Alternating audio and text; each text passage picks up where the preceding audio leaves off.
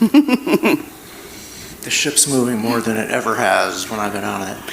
That's why this idea came to Esther long before they got on the ship. Right place, right time. Yep. Good morning. It is. Thank you, and you said something in the introduction about just being here with all the brothers, sisters, gender-neutral siblings who are here Criminals. with you is great. Lawbreakers, rule breakers. Do it the way I want to do it, doers. And I wanted to talk to you about heartbreak, actually. And I was talking to a friend recently and went through a similar thing, and we came up with something that feels so good, and I wanted to read it, and we can stop anywhere along the way, of course, but see, how it resonates, or because I feel like. All right, now this will be fun. Yeah. So, in the spirit, be prepared to be interrupted. Yes. And in the spirit of being clear about what we wish to activate and what we may wish to deactivate or render inactive, we'll be hearing with a keen vibrational ear. Yes. Thank you. To realize that it is safe and even good to sometimes grieve the beauty of what was. We can grieve feelings and emotions we cherish. And by daring to feel those things, focus on them, bring them into our felt sense, our moment-to-moment experience, we can turn them from grieving about the past to realizing them in our present. Not the pain of The loss. reason we haven't interrupted is because there have been so many. So many times you want to interrupt? Yeah. Should we start with 2? Yeah. So here's the thing that we want you to hear. So the value of the deactivating process is that anytime you focus, it's an activation. And so a grieving can never peter out if you keep refocusing upon grieving. It just can't peter out. The trend can't stop until you really do focus someplace else. So this is sort of a precursor to the intention to begin focusing somewhere else, but it isn't focusing somewhere else. Now, everything that you said so far before we stopped you is accurate. In other words, we don't disagree with it. We just think that if a grieving person were to read that every day, they would hold themselves in grief. So just take it a phrase at a time, and we'll show you what we would do with our inactive box. Okay.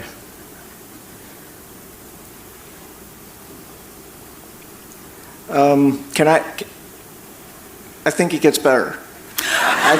We know that it does, but that's like saying I picked up speed for quite a while before I slowed it down, and we say why pick up speed in the wrong direction before you slow it down? Okay, so do you want me to go to the beginning and reword it? Yes. Okay.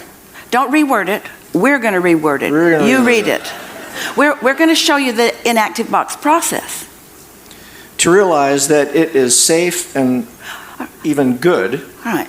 To realize that those are good words. To realize or to know that it is safe. Now, safe usually activates anytime somebody's talking about safety, they're danger.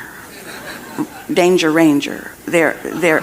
so we would take a card and we would write, thinking, I wish to render inactive my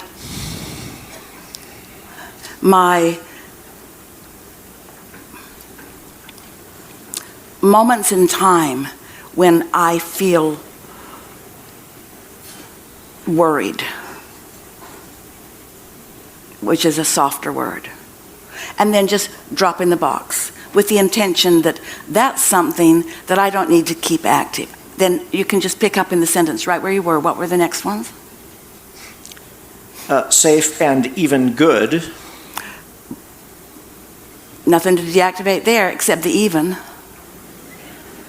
To sometimes grieve. All right, so we would write, I wish to, or it is my intention to, render inactive my unnecessary grieving.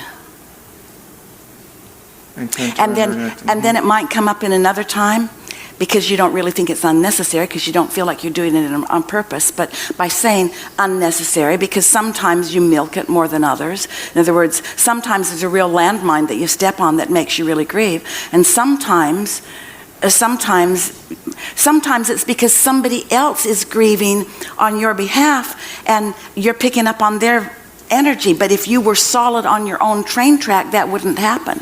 So if several times you drop the card in the box, in the inactive box, it says, I wish to render inactive my propensity to look for something in a place where it isn't now. Keep going. I feel like with your metaphor of the train slowing down, instead of just putting on the brakes, that's kind of what this does for something that is a really intense feeling. Because I'm saying by choosing to live in those feelings of pleasure, joy, wonder, and love, more of them will come to us. Good. And until they do come to us in physical form, we still carry them with us inside ourselves. Excellent. They are not dependent on a person. You skipped over a whole bunch, didn't you? They are inside us. I missed that. I skipped over. We're just teasing you. You Okay. left out the gruesome ones that we were going to put in the inactive box. But you're right. It gets better. Yeah, a lot does. better. So just take the first part of it and take it out. Okay. They're not dependent on a person. They're inside of us. Say again. Say again. They are not dependent on a person. All these great feelings of love and joy, they're inside of us, available to experience whenever we call on them. Whenever we choose to focus in the direction of them, yes.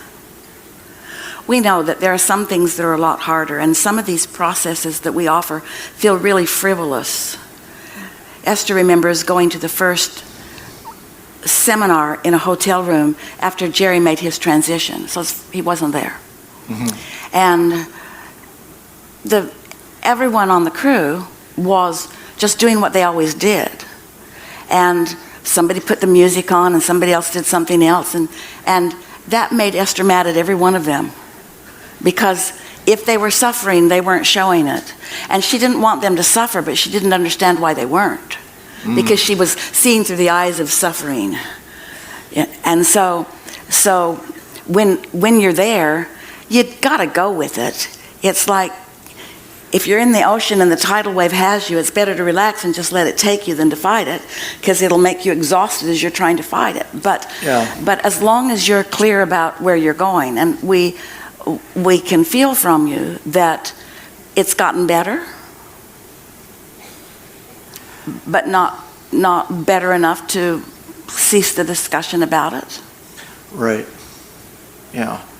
And I feel like it's part of the process of, well, I don't know how to say this exactly. I wrote it down. It's like, I feel like in your metaphor, it's moving the train, like slowing it down and then starting to move in the right direction.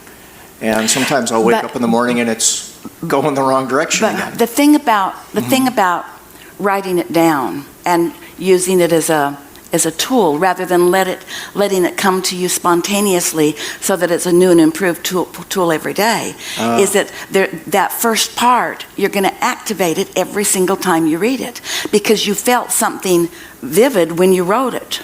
Yeah. And so you wrote it, you own it, it's yours, and every time you read it, it's going to activate that again. It's like you want to refresh your screen. That's one of the things that Mark says to Esther most often when she's wanting to see something different on the website. He'll say, refresh your screen. I fixed it, refresh your screen. She'll say, it's not fixed, my screen still looks the same. He'll say, refresh your screen. Oh, okay. And so it's sort of like that. You want to keep refreshing your screen by writing the new and improved version as you feel new and improved. Yeah. Thank you. Really good. Really good. Good. Now what? Tilt. Right here on the aisle. You are the one. You.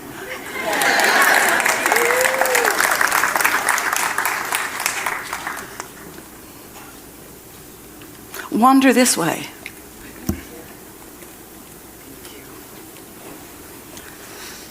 Put that the way you want it.